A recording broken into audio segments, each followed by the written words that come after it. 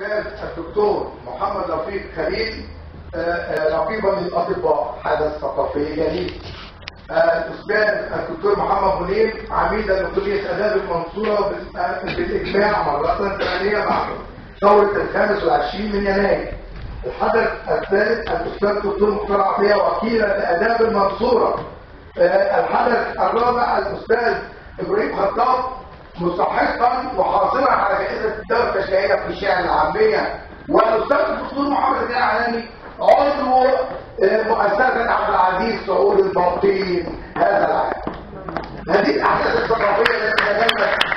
وعلى فكره في مجلس اداره اتحاد التدريس دخلنا في مجلس الاداره وحصلنا على لجنه الفروع وتتويج هذه الاعمال جميعا هي احداث ثقافيه جديده. وحضور الدكتور سائر العدالي من العراق الى الاسكندريه في هذا المقام الجميل، وواضح مدى الصداقه بينه وبين الدكتور زكريا عناني شيء جميل جدا. لكن اسمحوا لي ان نقف جميعا لتحيه هؤلاء الرموز الابداعيه، وان نقف جميعا بقياده الدكتور زكريا عناني لتسليم الاستاذ الدكتور محمد هريم درع التكريم من هيئه الفنون والاداب والعلوم الاجتماعيه. يتشرف الاستاذ الدكتور زكريا عناني والدكتور محمد رفيق خليل بتسليم درع الهيئه الى الاستاذ محمد هريم. دكتور محمد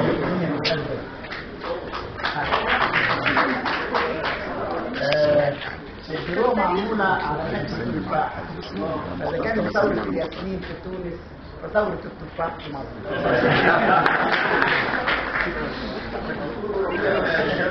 ويستمر الوقوف وقوفا.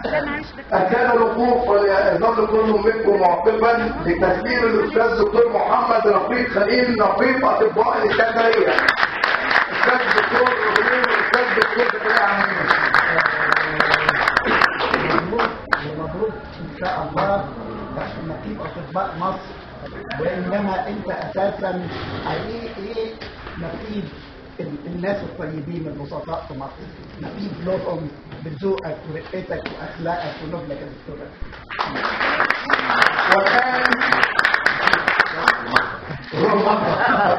دكتور رفيق يقترح انه لقب نقيب الاطباء بالمرض.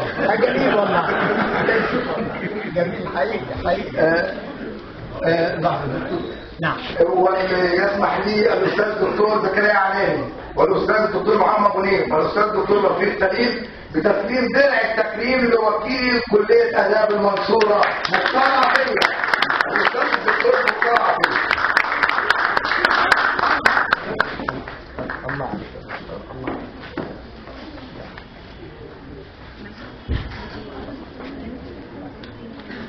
عايز على النت كل المناطق دي على النت على الصفحه ان شاء الله. ربنا يسهل. على النت كله. اما الان فليسمحوا لنا ان نقدم الى ابراهيم خطاب درع التكريم بمناسبه الحصول على جائزه الدوله. ويتفضل الاستاذ الدكتور والاساتذه الدكاتره بتسليم ابراهيم خطاب درع التكريم من هيئه الفنون والاداب والعلوم الاجتماعيه. اول واحد عامل لي كلمه يا خال. لا مش مشكله، انت عاملين جزء لنا بعد الفرح. انا موافق يا خال، انا موافق يا خال، انا موافق يا خال.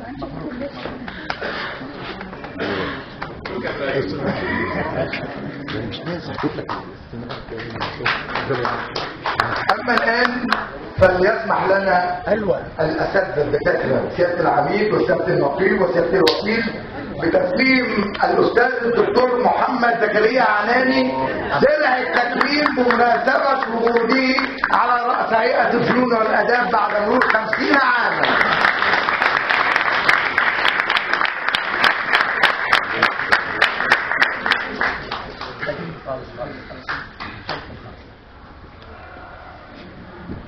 متشكر جدا. طول التليفون بقى تلاقي قدمه بس ما السلام عليكم. اما الدرع السادس بقى دكتور محمد علاني دكتور منير نقيب نقدم درع هيئه الفنون والاداب بالشاعر الكبير جابر بسيوني.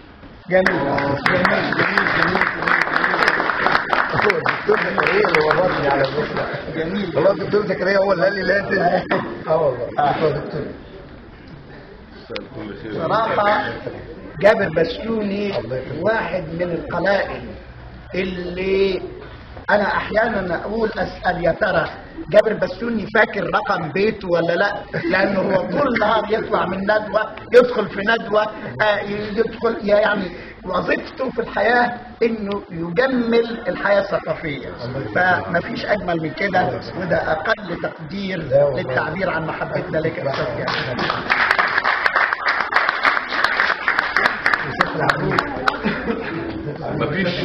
مفيش مكتوب يشبه جابر بسيوني.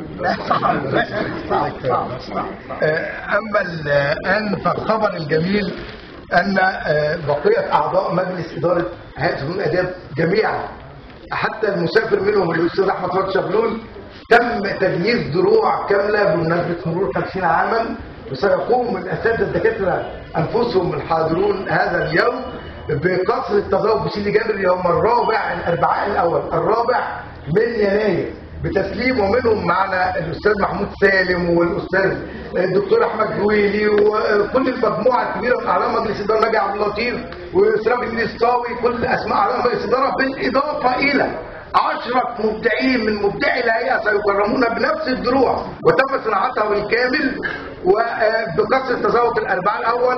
كما سيقوم الأستاذ محمود سالم كمسؤول عن العلاقات الإنسانية في يوم 19 يناير هنا في هذه القاعة بتسليم بادجات الهيئة لأول مرة تصنع، بادجات هيئة فنون الآداب بمناسبة مرور 50 عاما على مواليد شهر ديسمبر ويناير وفبراير من أعضاء الهيئة. هذه أخبار احنا في نوفمبر وديسمبر. حضرتك 26 ديسمبر. لا أنا 26 ديسمبر. أما الآن فأسمحوا لنا أن نجلس ونستمع إلى المطربة المعروفة الأستاذة عواصف عبد السلام. خلينا نستمع. بس ممكن تمسكيها، بس ممكن تمسكيها.